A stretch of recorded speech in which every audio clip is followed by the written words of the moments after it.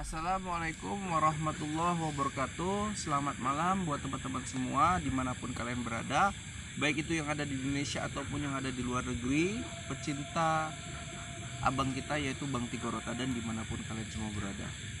Semoga Tuhan selalu memberikan kesehatan dan kemurahan rezekinya buat kita semua. Amin amin ya robbal alamin. Nah, hari ini aku akan mencoba membaca terawangan tersirat dari anak indigo yaitu Bang Tigor Rotadan. Dan syukurnya kita hari ini di samping saya sudah ada Mbah Hilo ya, yang menemani saya, yang nantinya akan ikut serta membahas tentang terawangan yang masih dibawakan ini. Namun terlebih dahulu Mas Edi, persilakan Mbah Hilo untuk mengucapkan pembukaan. Ya, Assalamualaikum warahmatullahi wabarakatuh. Ya, jadi teman-teman, dari postingan terakhir Bang Tigor Rotadan ya, karena memang beberapa hari yang lalu Mas ini mungkin agak berhenti ya menerawang dengan tanda-tanda dari seorang anak indigo yaitu Bang Tigor Rotadan.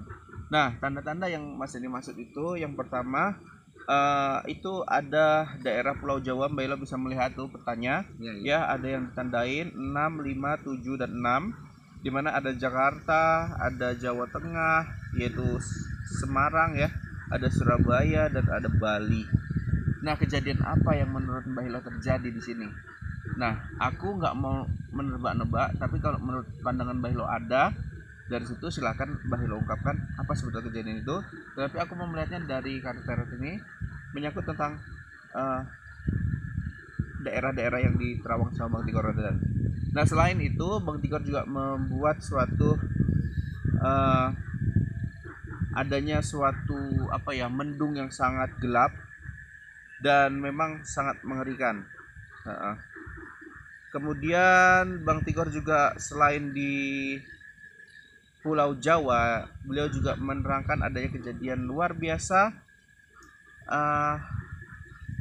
ada di Jerman ya, dan ada di Belanda, kemudian ada Australia dan Italia. Kejadian apa kayak itu? Gempa, perang, apa kelangkaan minyak dan lain-lain, Mas ini juga nggak tahu. Nah, teman-temanku, terkait dengan kondisi yang ada di dalam negeri dulu lah kita nomor satukan. Ada 7 titik nih, yaitu tadi Bali, Surabaya, Jawa Tengah dan Jakarta. Kejadian apa kalau menurut Mbak Elo sebelum Mas ini buka Ya, dari kartu? kalau menurut mata batin saya, kejadian ada di daerah tersebut itu bakal ada terjadi seperti gempa bumi. Oke, menurut Mbak Elo gempa bumi ya? Gempa bumi. Oke, situ aja Mbak Elo? Ya, kalau sebagian besar mungkin ada juga seperti tsunami. Oke, seperti itu. Oke ya. Ini perkiraan waktunya dari kapan ke kapan Mbak Elo? Ya, kalau menurut perakiraan menurut saya setelah akhir bulan ini. Akhir bulan ini Iya, berarti dalam waktu masuk dekat di ini. akhir bulan Maret. Iya, seperti Ya. itu. Oke, terima kasih Mbak Elo atas terawangan pandangan dari Mbak Elo.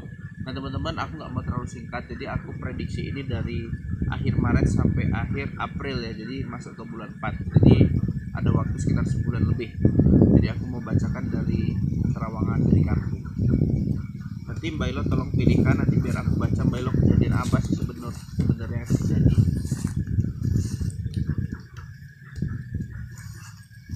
Silakan belok pilih 4. Mudah-mudahan aku bisa membaca dari kartu yang terpilih ini ya teman-teman. Jadi kita nggak membaca dari karakter sosok orangnya, tetapi kita baca dari karakter yang ada di gambar tersebut ya, terkait dengan bencana alam ya, bencana ya, yang pasti bencana kecelakaan yang masih ada di dalam alam. Oke, ini kartu yang keluar yang dipilih sama Mbak Hilo, dan kita meminta agar penjelasan ini bisa benar-benar mewakili bencana alam yang ada di menerjang Indonesia. Kamera bisa lebih dekat lagi, jadi bukan aku nggak tahu Ya, masya. Bismillah. ya. Oke, aku baca dulu nomor 1. Oke, di sini aku lihat adanya sosok ya, sosok yang berkuasa kemudian mengorbankan banyak masyarakat Mbak Elo. Ya, apakah ini bisa dikatakan sebagai kejadian bencana? Ya bisa aja, karena memang penguasa tersebut mengorbankan banyak masyarakat. Itu yang aku lihat dari kartu ini.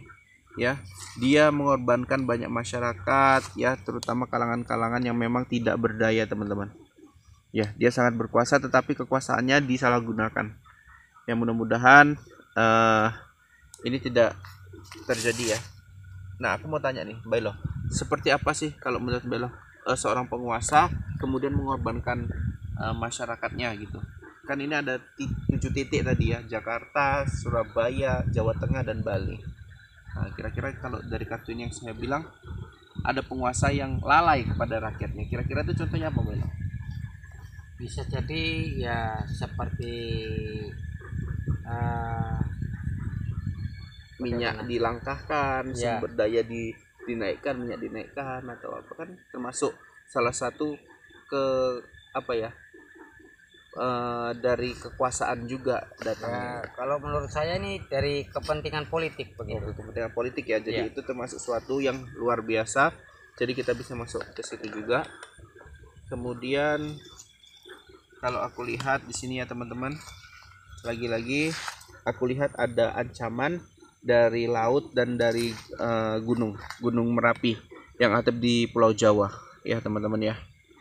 Jadi hati-hatilah ya buat teman-teman yang ada di daerah pegunungan, terutama tadi tuh di daerah Jawa, Bali, banyak sekali gunung-gunung aktif. Jadi masyarakat di sana setidaknya harus mewaspadai itu ya teman-teman ya.